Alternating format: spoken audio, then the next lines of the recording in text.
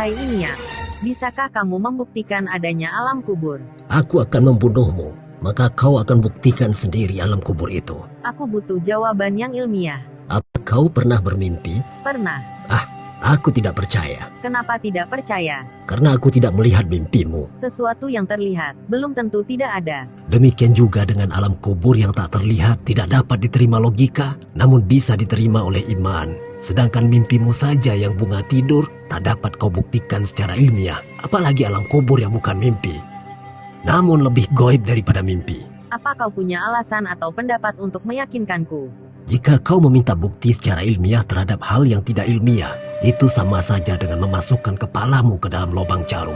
Sedangkan alam ini punya beragam dimensi yang di luar nalar. Kami punya Al-Quran. Memang bukan kitab ilmiah, namun ilmuwan sangat sering menemukan fakta ilmiah yang sudah terlebih dahulu diinformasikan oleh Al-Quran. Contohnya, sungai di bawah laut yang ditemukan oleh Jekis, namun Al-Quran sudah terlebih dahulu menjelaskan dalam surat Al-Furqan ayat 53. Suara ultrasonik tentang tumbuhan bertasbih ditemukan oleh Profesor William Brown, tapi sudah terlebih dahulu dijelaskan dalam Al-Quran surat Al-Isra ayat 44. Fenomena hujan hewan yang pernah terjadi sudah terlebih dahulu dijelaskan dalam Al-Quran surat Al-A'raf ayat 133. Black hole sudah dijelaskan dalam Al-Quran surat At-Tur ayat 15-16. Ruang hampa udara di angkasa, semakin tinggi kita naik, semakin membuat dada sesak. Dan itu sudah lebih dahulu dijelaskan dalam Al-Quran, surat Al-An'am ayat 125. Nabi Muhammad membelah bulan, bukan dongeng belaka. Tapi terbukti ada bekas bulan terbelah.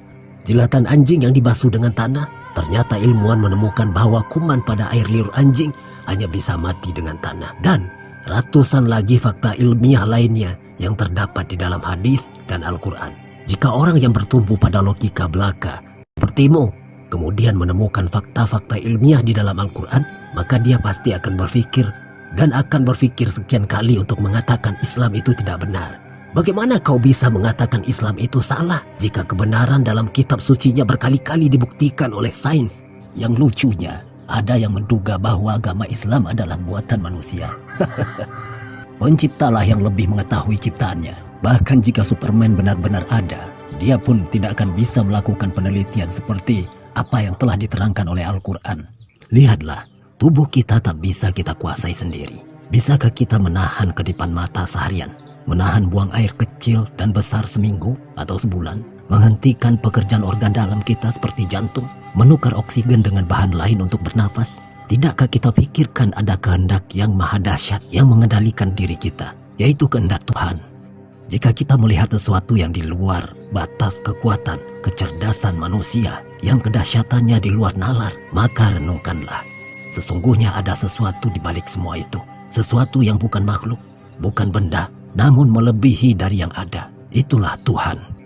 Bagi kami, ayat Al-Quran tidak perlu pembuktian, karena ketika akal tak mampu menerimanya, maka akal itu sendiri akan mengakui keterbatasannya, kemudian menggiringnya ke wadah iman. Tapi orang sepertimu menganggap akal itu adalah di atas segala-galanya. Kau tidak menyadari kapasitas akalmu itu sangat terbatas kepunduang. Maka jika kau mencari kebenaran, pelajarilah Islam. Tapi jika kau menyimpan kebencian, hatimu tak akan bisa dimasuki kebenaran.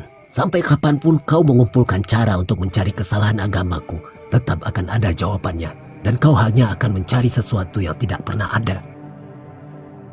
Pemirsa, jika kita bertemu dengan orang yang tidak percaya dengan adanya Tuhan, atau orang yang meminta bukti logika tentang Islam, mereka tidak akan menerima ayat dan hadis. Kita tidak bisa menjawab dengan syariat, tarekat, hakikat maupun makrifat. Bahkan para imam besar di zaman dahulu seperti Imam Hanafi juga pernah berdebat dengan orang yang anti-Islam. Dan ketika mereka berdebat dengan orang yang tidak percaya Tuhan, mereka tidak menggunakan ayat dan hadis untuk melawan mereka. Satu hal yang perlu kita catat, ayat qauliyah, yaitu ayat-ayat yang tertulis di dalam Al-Quran, bukan santapan mereka. Tapi kita harus menggunakan ayat kauniyah yang berupa alam semesta, perbandingan-perbandingan, dan kiasan-kiasan.